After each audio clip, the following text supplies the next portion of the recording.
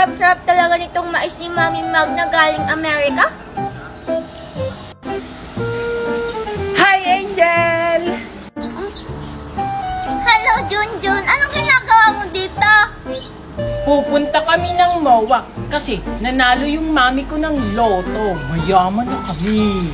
Hala talaga, Junjun. Parehas na tayo mayaman. Yay! Angel, may good news ako sa'yo. Ay, hello, Makoy. Anong good news mo? Ang dami nyo namang good news ngayon, ah. Nanalo yung mami ko kahapon sa loto. Ha? Isa lang naman yung nabalitaan kong nanalo kahapon sa loto, eh. Sabi din ni Junjun, nanalo din yung mami niya sa loto. Ano? Yung mami Marites ko talaga yung nanalo sa loto kahapon. Hala, hindi kaya. Yung mami ko kaya yung nanalo sa loto. Pustahan tayo Junjun kung sino yung nanalo sa loto. Ganito na lang, si Angel na lang yung pagdesisyonin natin kung sino talaga yung nanalo sa atin na sa loto. Sige, Angel, sa tingin mo, sino yung nanalo sa loto? Ay, nako! Ang nanalo talaga sa loto ay ako! Mga sinungaling kayong dalawa, isusumbong ko kayo sa pulis, hindi ko na kayo bate. Bleh!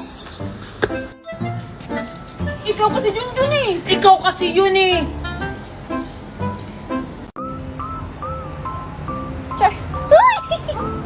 Hi guys! So ayun, kakatapos ko ng maligo kaya nagmamaganda si Ante.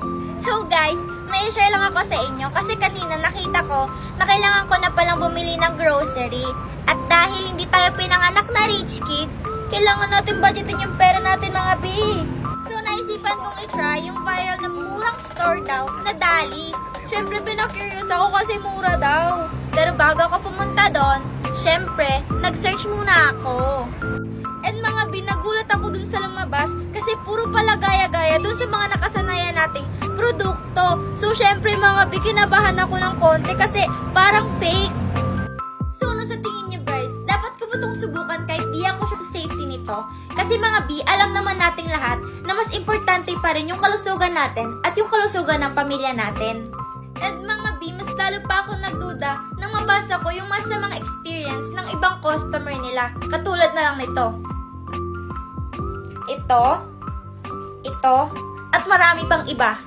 Yes guys, buraot ako at gusto ko makamura pero ayaw ko ipahamak yung pamilya ko.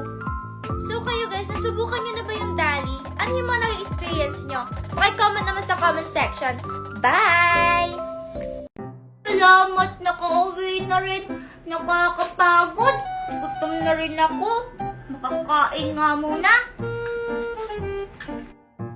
Ay, salamat! Makakakain na rin ako. Teko! Ba't wala na? Meron pa to kanina! Teka. Parang yung pagkain ko yung kanina.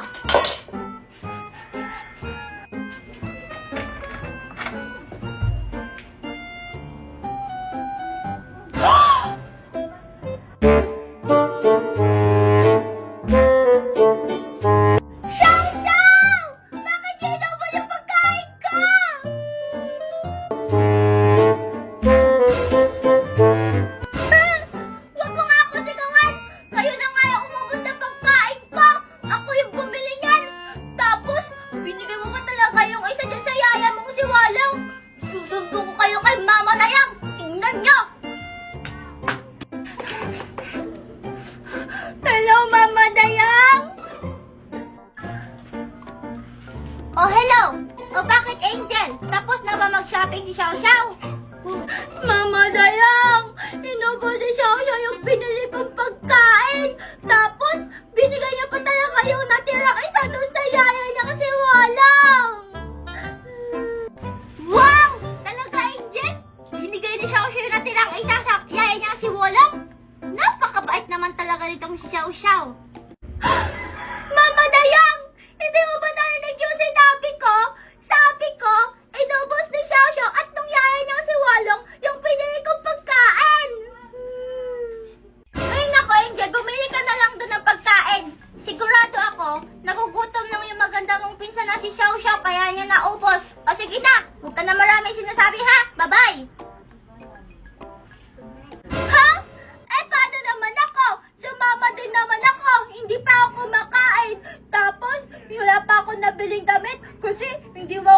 bigyan ng pera.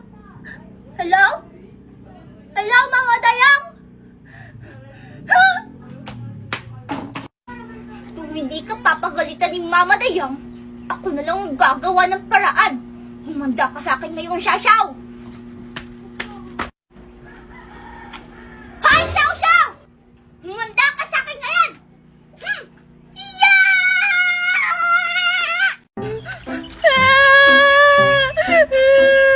Pisya nga, yun naman ang bayabas eh.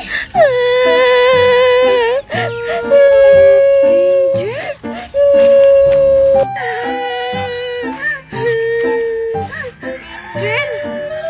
Ba't ka umiiyak, Angel? Kasi hindi kasi ako sinama ni Dada Nestor sa Korea Mall. Huwag ka nang umiyak, Angel. Gusto mo pumunta tayo sa Korea Mall? Talaga, Makoy, alam mo papunta doon? Oo naman, Angel. Ako pa, makoy ko. Tara na! Tara! Halika, Angel, malapit na tayo. Ano ba naman dito, Makoy? Angel, sa tingin ko nandito na tayo sa Korea Mall. Korea Mall ba to, Makoy? Eh, mukhang kagubatan naman to. Hindi naman to Korea Mall eh. Eh, di ba, Angel, sa Korea maraming cherry grapes? O, tignan mo, maraming cherry grapes. At ito pa, bumunga na ang cherry grapes. Tignan mo.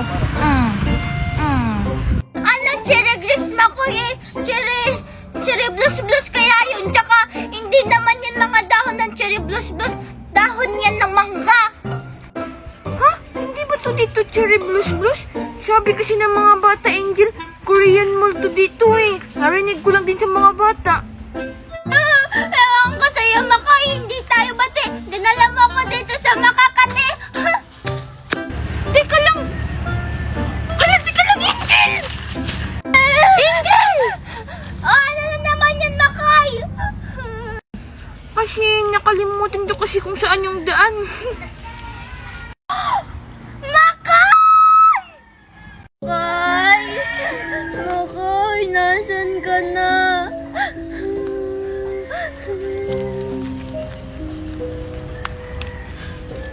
Nasaan na kaya si Angel?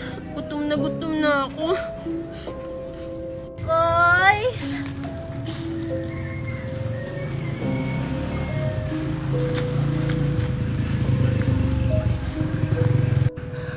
Gutom na talaga ako eh. Angel, ikaw na ba yan? Hindi ka na ba mumu? Anong mo pinagsasabi mo? Ako nga yung iniwan mo doon eh. Iniwan kita, Angel, kasi naging mumu ka. Ganun pa, Makoy. Naging mumu pala ako. O sige na, Makoy, tara. Parang may sumusunod sa akin kanina. Talaga ba, Angel? Tara, abangan natin. Tapos, sipa natin para mawala yung mumu sa katawan nila. Oh, Makoy, tara! Tara!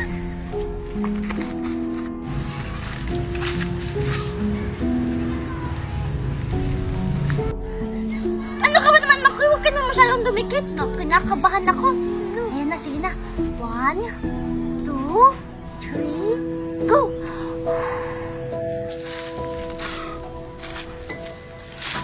Wow, success! Hoy, Makoy, tapos na! Ay, Ate!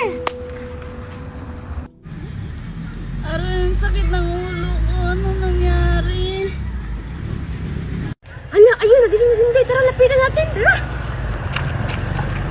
Aray. Inday, okay ka lang ba? Angel, Makoy, anong nangyari?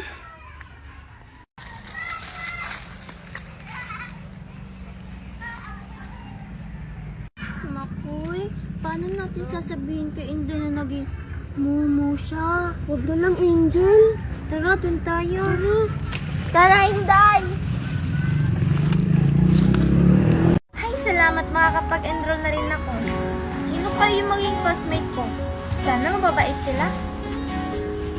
Salamat na tapos na rin pirmahan yung mga kailangan pirmahan. Makapag-ubos na nga ng kamay.